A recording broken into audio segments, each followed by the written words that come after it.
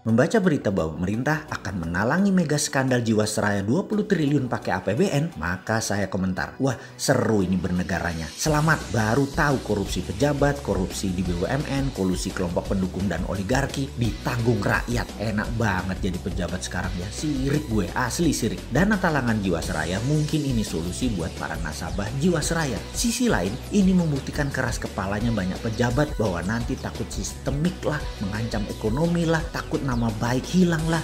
Bos, yang geblek jangan dilindungi atau kalian merupakan bagian dari sistem yang bermasalah. Biarkan yang salah yang menanggung. Kita melihat hal beginian paling gerundel, kuapok lu. Tapi begitu melihat melindungi kesalahan dan kebobrokan pakai APBN, kita berkata, kuapok muka pandul.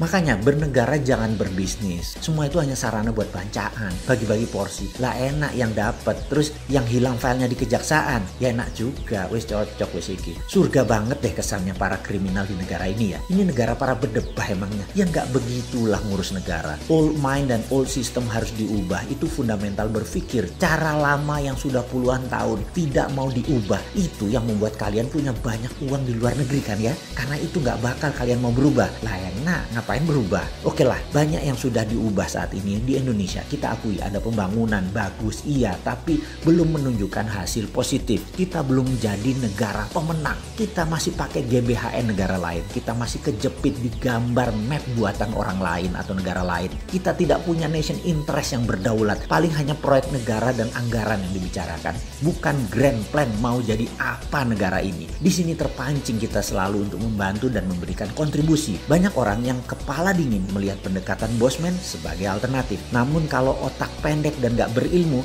bahkan mengirim buzzer menganggap bosman ini anti pemerintah. Gak pernah kita ini anti. Kita selalu memberikan masukan agar lebih baik lagi. Memang karena school of thought-nya beda, jadi landasan keilmuannya beda, muscle knowledge-nya beda, terlihat anti. Karena saat ini cara mendoktrinnya adalah apapun yang beda artinya melawan. Ngono ya. Padahal ini semua adalah perilaku alami. Contoh ikan selalu berenang melawan arus, hanya ikan mati yang ikut arus. Begitu cara melihat perbedaan. Lupa, buzzer mah gak peduli sama bangsa negara ya. Pokoknya hanguskan orang yang berbeda dengan pejabat sekarang. Pejabat sekarang selalu benar dan berpikir untuk rakyat. Tidak ada cara yang lebih baik dari cara pejabat sekarang. Titik. Mudah-mudahan gak resesi 2 kuartal berturut-turut. Kalau ternyata 3 kuartal ke depan minus, bahkan 4 kuartal minus, yopo. Gampang, bangun narasi. Narasi pejabat tidak pernah salah. Yang salah orang yang beda pendapat. Aman kalau begitu. Sudah punya narasi-narasi doktrin ya. Para buzzer kan ada mastermind-nya. Ya alhamdulillah aman kalau kayak gitu. Silahkan. Kalau udah punya narasinya lanjutkan. Selamat kalian aman di atas sana. Aman. Kebetulan rakyat sekarang memang cuma butuh narasi kok. Silahkan lanjutkan bos. Kalau kita bagaimana? Ya kalau kita mah terus membangun karsa dan mengingatkan bersuara versi kita membela NKRI. Gak didengeri,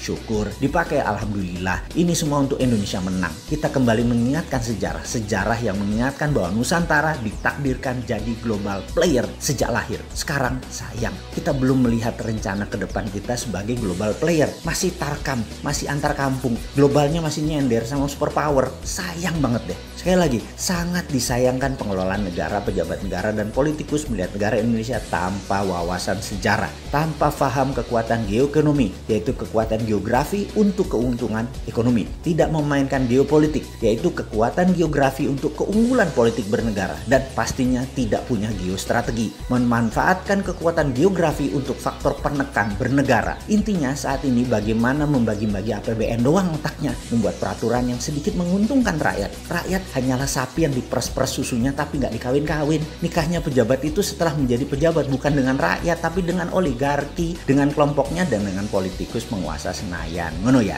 Oke, rakyat habis digrepek-grepek doang dan herannya rakyat gak kapok-kapok malah memuja-muja pejabat seperti itu. Hero-nya dijunjung. Top dah doktrin dan propagandanya. Top Marco Top. Kagum gua. Udah selesai ngegosip, kita lanjut. Kita menengok sejarah sebentar. Kita tahu doktrin jalur sutra itu seakan-akan jalur hebat. Karena mungkin banyak pejabat sekarang kemakan propaganda film Tiongkok dan berbisnis dengan Tiongkok kedalaman. Sampai budaya dan doktrin gak bisa dibedain. Jalur sutra di abad pertengahan mendadak jalurnya sepi. Kota-kota Eropa Timur dan Asia Barat yang tadinya jalur ekonomi mati hanya kurang dari 50 tahun. 50 tahun dari apa? Dari majunya dunia maritim perkapalan di abad 14 dan 15 sehingga pada perjanjian Zaragoza dunia dibagi oleh dua raja laut, Portugis di sisi timur, Spanyol di sisi barat. Ini kayak kita sekarang Tiongkok Amerika lah kira-kira ya. Spanyol ke Amerika Utara Selatan, Portugis ke India sampai timur jauh yaitu Nusantara. Jalur sutra kalau dengan jalur maritim atau maritim line tersebut beda. Jalur maritim lebih powerful. Jalur sutra musnah tinggal debu sekarang. Jalur maritim yang melewati Indonesia bahkan tidak berubah sejak zaman awal dunia maritim tahun 1511. Awal puncak penjelajahan mencari dunia baru, mencari sumber bahan baku baru. Dulu rempah adalah isi dari jalur maritim yang kemudian hari disebut jalur rempah atau spice route. Adalah jalan menuju kemakmuran. Rempah Nusantara telah membawa bangsa Inggris, Belanda, Portugal ke zaman keemasan mereka. Negara Eropa makmur berkelimpahan karena rempah Nusantara. Jadi sedari awal Nusantara memang ditakdirkan menjadi global player dan menjadi pembawa kemakmuran dunia. Ketika komoditas rempah menjadi industri, kebutuhannya rupanya bisa dipenuhi oleh daerah lain di awal abad 20-an. Maka terjadi pergeseran besar di mana bukan yang di permukaan tanah yang menjadi sasaran sekarang, namun yang berada di dalam tanah, yaitu mineral bumi. Perlu diingatkan, di dalam perdagangan rempah dikatakan wilayah Maluku, wilayah Pulau Run misalnya. Jangan bayangkan kekuatan militer yang berkuasa. Sejak awal bulognya Maluku sudah berdiri, namanya Untatang, yang membagi rata petani dan deal dengan pihak asing. Pedagang Arab, pedagang Tiongkok, sampai Portugis, Inggris adalah Untatang ini. Baru ketika Belanda kemaru, greedy dan tamak, mereka membuang 15.000 penduduk wilayah penghasil pala tersebut, tinggal tersisa 1000-an dan ada banyak pembunuhan terjadi. Ini namanya perampokan atau state sponsor terrorism. Hasilnya diambil habis-habisan sampai jatuh nilai pala tadi, namun Belanda sudah kaya raya. VOC tepatnya kaya raya. Terus bergilir, kemudian masuklah ke komoditi lain yaitu karet, teh, kopi, coklat, kemudian bahan baku tersebut semua akhirnya dikuasai oleh VOC. Apa pelajaran yang bisa ditangkap kali ini? Ingat, pelajaran bukan okupansi militer sejak awal, tetapi okupansi ekonomi. Jadi bagi saya, bullshit bekerja sama dengan Tiongkok dan IMF itu. Itu bullshit besar. Foreign direct investment yang ada di otak pejabat adalah pemahaman anak bangsa yang otaknya sudah terpesona oleh globalis. Ini sebenarnya penjajahan sama seperti VOC di awal masuk selama 200 tahun sampai akhir tahun 1900-an kira-kira. Di saat dunia bergeser jauh di mana rempah bukan lagi primadona tapi sumber di dalam bumi yang jadi primadona seperti minyak, gas, batu bara dan mineral lainnya. Jadi sekedar mengingat, apapun perusahaan asing masuk ke Indonesia menggarap, mengambil, mengelola isi bumi Indonesia, itu penjajahan.